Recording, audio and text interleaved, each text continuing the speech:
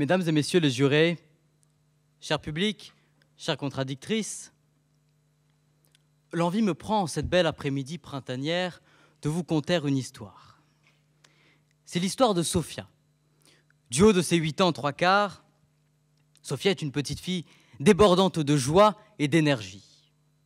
Elle court, rit, saute, slalom entre les voitures de la ville. Mais ce qu'elle préfère par-dessus tout, Sophia, c'est jouer au football, sur le terrain à côté de chez elle. Elle n'en est pas de plus d'un derrière le ballon. Sous son pied, la balle vient se loger avec un tel fracas dans les cages de but que Sophia en tremble de fierté. Mais aujourd'hui, Sophia ne sortira pas. Elle ne jouera pas au ballon. Le fracas sera celui qu'elle entendra au-dessus de son immeuble. Elle ne tremblera pas de fierté, mais bel et bien de peur. La peur de la guerre qui secoue son pays. Sophia, elle vit à Kiev, sous les tirs de missiles. Elle vit dans la peur d'une petite fille de 8 ans à qui l'on vole son enfance.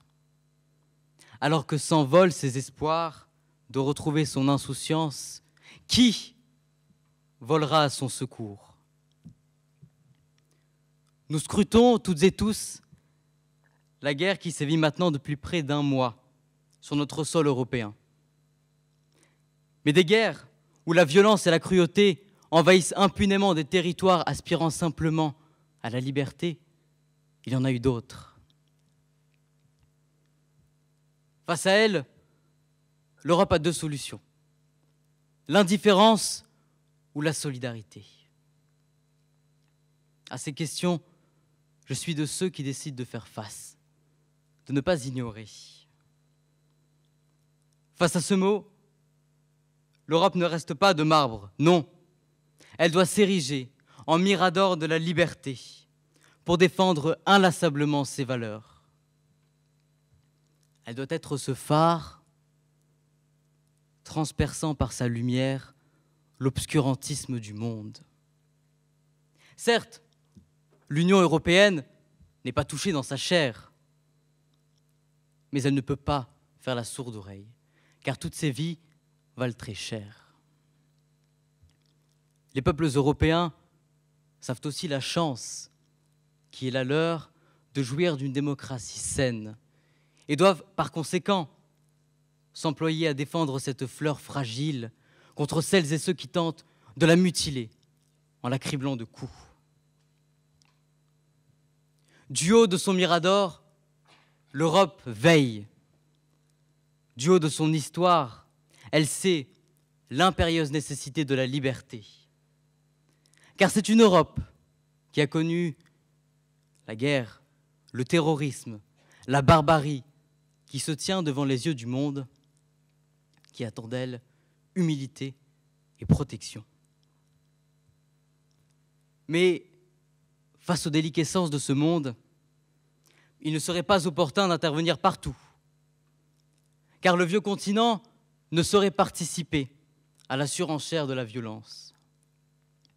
Il sait au contraire qu'un conflit ne se gagne qu'au prix des vies que nous parvenons à sauver. C'est pourquoi l'Europe ne doit pas devenir le gendarme du monde. Elle n'a pas vocation à imposer une règle universelle. Le belvédère de la liberté que nous représentons ne doit pas devenir un prétexte pour vanter une prétendue supériorité de la culture européenne, mais plutôt les mérites des valeurs qu'elles ont fait siennes. Les peuples européens savent en effet ce qu'ils doivent aux combattants de la liberté venus d'ailleurs. Le mirador que doit habiter l'Europe n'est pas un mur hermétique derrière lequel elle pourrait définitivement se cacher de la détresse du monde. Alors, mesdames et messieurs, je fais le vœu devant vous tous, que le mirador européen continuera encore longtemps à veiller sur le monde. Merci.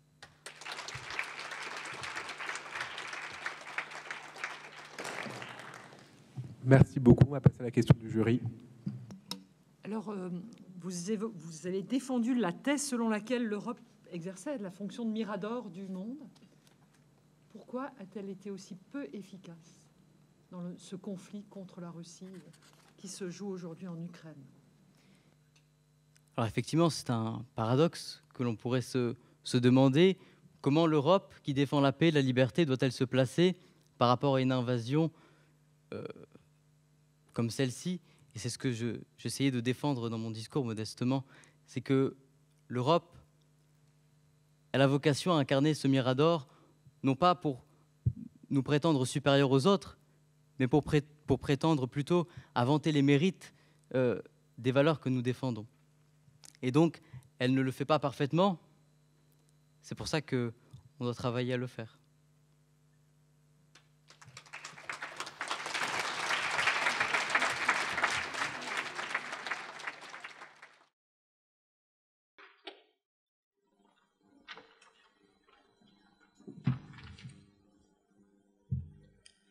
Et oh là-haut! Ouh! Mais elle m'entend pas. Elle s'est endormie. L'Europe, tout là-haut perché, nous ignore. C'est donc ça qu'Anoupa appelle le mirador du monde. J'ai connu guetteurs plus attentifs. 200 000 migrants illégaux arrivés en Europe en 2021, soit 57% plus qu'en 2020.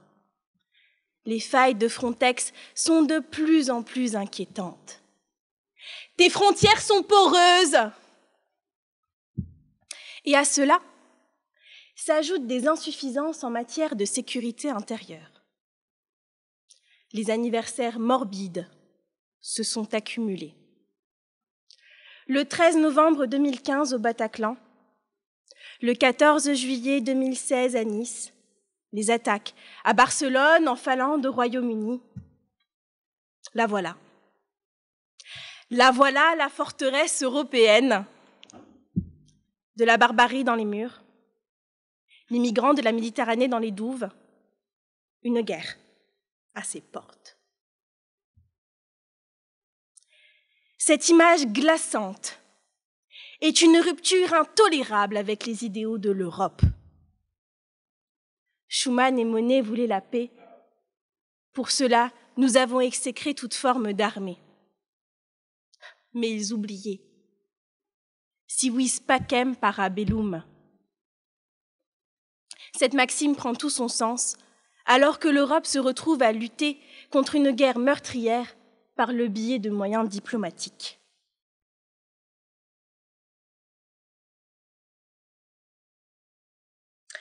Moi, je suis européenne, d'une mère italienne, d'un père français, ayant grandi à la frontière allemande. Les valeurs de l'Europe, ce sont les miennes. Ce sont aussi celles de mes camarades sciences-pistes et des étudiants Erasmus dont vous allez faire la rencontre. C'est pour nous.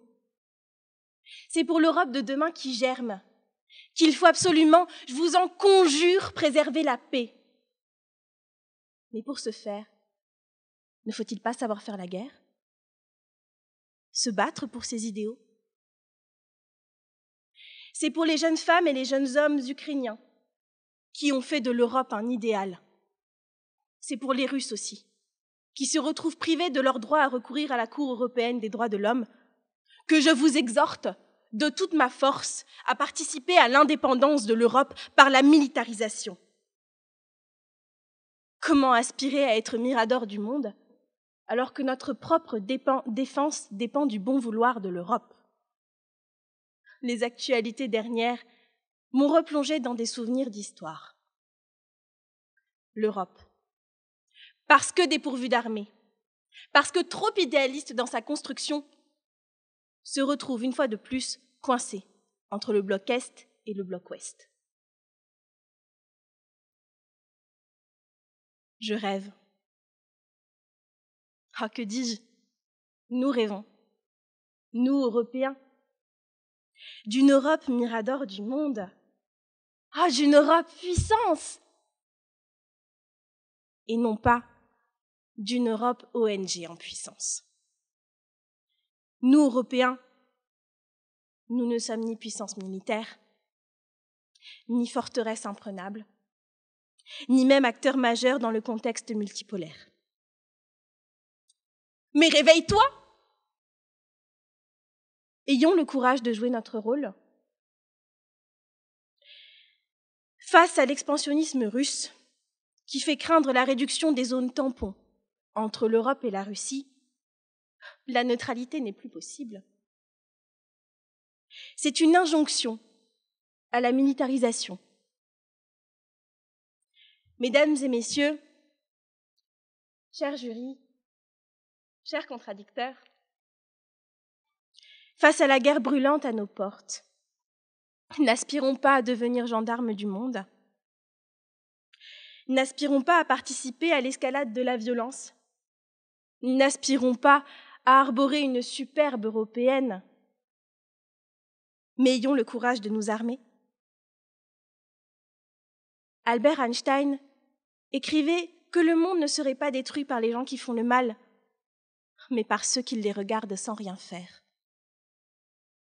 Alors agissons. Soyons défenseurs féroces de la paix. Soyons miradors du monde. Merci.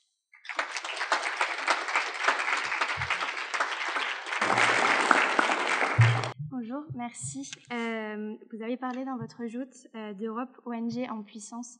Qu'est-ce que vous entendez par là? Alors, je faisais le parallèle avec une ONG, car dépourvue de moyens militaires, l'Europe se contente très souvent de moyens diplomatiques.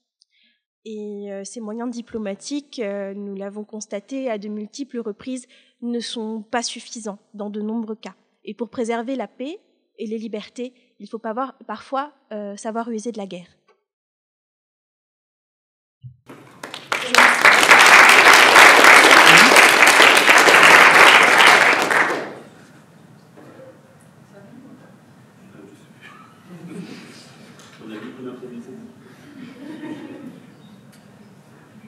Chère Paola, vous avez été très théâtrale. D'ailleurs, quand vous êtes arrivée, je n'ai pas tout pigé. Si vous vérifiez la caméra, ça a démarré très tôt. Et vous avez osé exprimer avec votre corps, votre présence, vos convictions, beaucoup de jeux de mots, mais toujours très impliquée, très présente dans votre expression et dans le déroulé de votre raisonnement. Vous aviez la thèse négative, qui n'était pas la plus simple, mais vous êtes allé chercher des références très européennes et vous aviez, je pense, pratiquement appris le texte par cœur, ce qui vous donnait une grande liberté aussi dans votre expression devant nous. Anoupa Ramasamy, très belle aisance. Un exposé, une présentation très bien construite. En plus, vous nous avez introduit un peu de soleil avec une belle après-midi printanière, on en avait bien besoin. Le point de départ est aussi très astucieux, démarrer avec Sofia à Kiev qui joue le foot du plus. Donc tout ça a été très bien construit, très pertinent. Et vous avez donc, de l'avis du jury, fait une excellente prestation. Le vainqueur est une vainqueur pour l'Europe Mirador du monde, c'est Paola.